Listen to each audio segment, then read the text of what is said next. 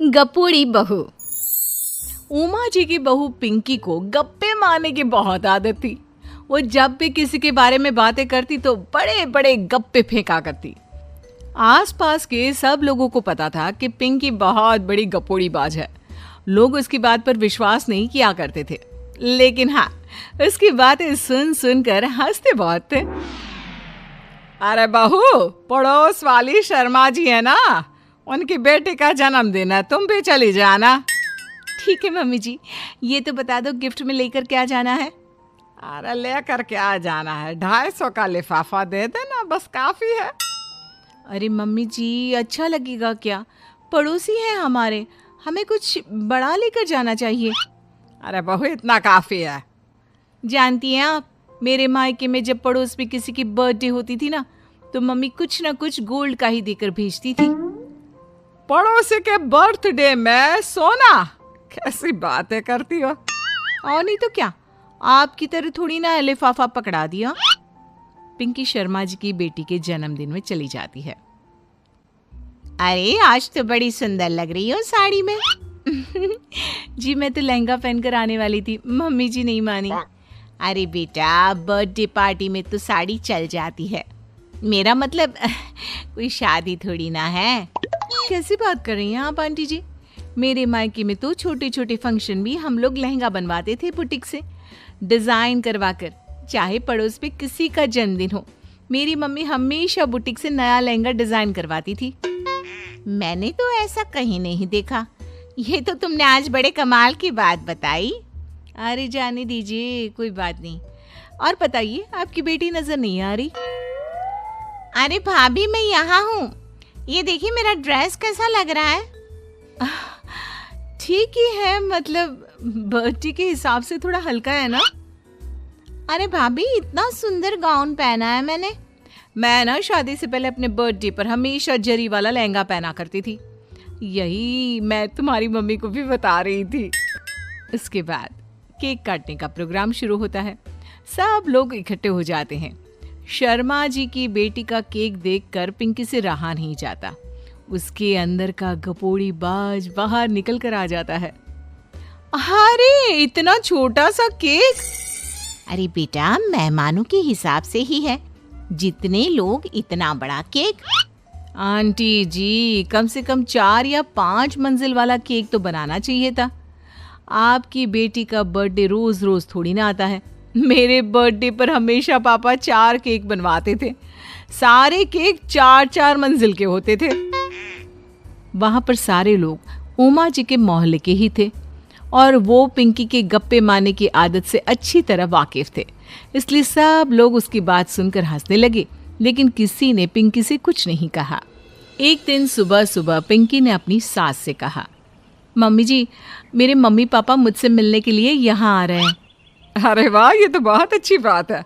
उनके आने की तैयारी करो, अच्छा अच्छा खाना बनाओ। वैसे कब तक आएंगे? मम्मी जी फ्लाइट से आ रहे हैं, कल शाम को 4 बजे की फ्लाइट है। फ्लाइट? लेकिन बेटा, तेरा मायका तो यहाँ से 2 घंटे की दूरी पर है। तेरे मम्मी पापा फ्लाइट से कब से आने लगे? अरे मम्मी जी, आपको पता नहीं है, मेरे मम्मी पापा ना आधे घंटे की दूरी के लिए भी फ्लाइट का टिकट बुक करवाती है। अरे गप्पे थोड़े कम मारा करो बहू, कोई फ्लाइट से तब आएगा ना जब यहाँ पर एयरपोर्ट होगा। तुम्हारी मम्मी क्या उड़ कर आएगी घर में? अरे हाँ मम्मी जी, मैं तो भूल ही गई थी। वो क्या ना, मेरे मम्मी पापा हमेशा फ्लाइट से ही ट्रैवल करते हैं, तो मेरे दिमाग से ही निकल गया था। अगले दिन पिंकी के मम्मी और पापा पिंकी से मिलने के लिए उसके घर आते हैं। आइए आइए जी, आपका बहुत बहुत स्वागत है।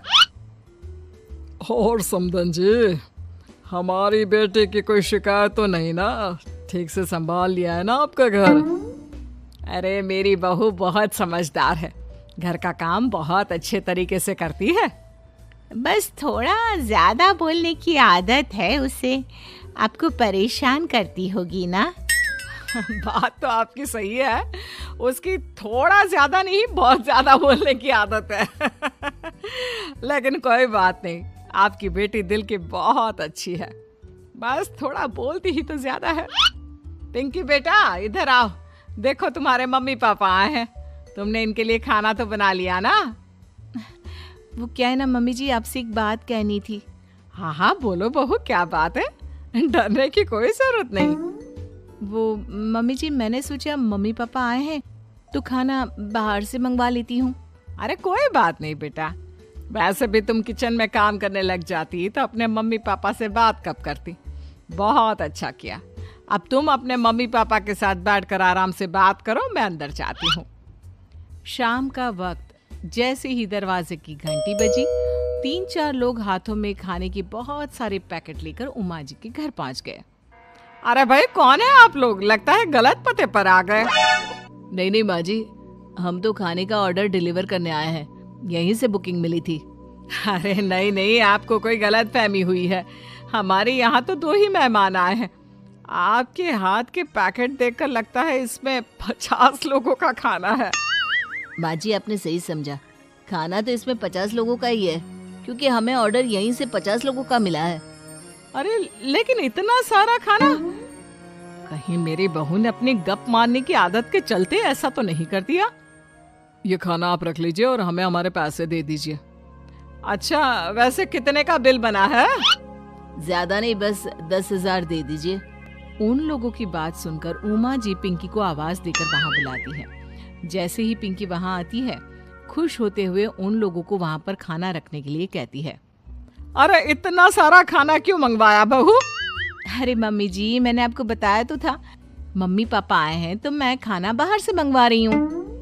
ये बात सही है बेटा, लेकिन 2 लोगों के लिए 50 लोगों का खाना? अरे मम्मी जी, कुछ कम पड़ जाए तो अच्छा थोड़ी ना लगता है, और मेरे मायके में तो ऐसा ही होता है, एक्स्ट्रा खाना मंगवाते हैं हम लोग। तभी पिंकी के मम्मी और पापा वहाँ पर आते हैं। अरे बेटा, एक्स्ट्रा खाना मंगवाने का मतलब ये थोड़ी ना होता है कि 2 लोगों के खाने के लिए 50 लोगों का खाना मंगवा लो।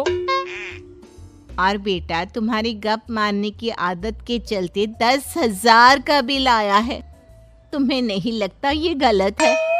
देखो बहू, बढ़ा चढ़ाकर बातें करना अपनी जगह, लेकिन इतनी बड़ी बड़ी फेंकना भी गलत है ना। पहली बात तो इतने सारे पैसे लगे, और दूसरी बात खाना वेस्ट होगा। आप लोग ठीक कहते हैं, मैं आज के बाद अपनी इस आदत को कंट्रोल करने की कोशिश करूंगी और अब से गप थोड़ी कम मारा करूंगी। पिंकी की बात सुनकर सब लोग हंसने लगे।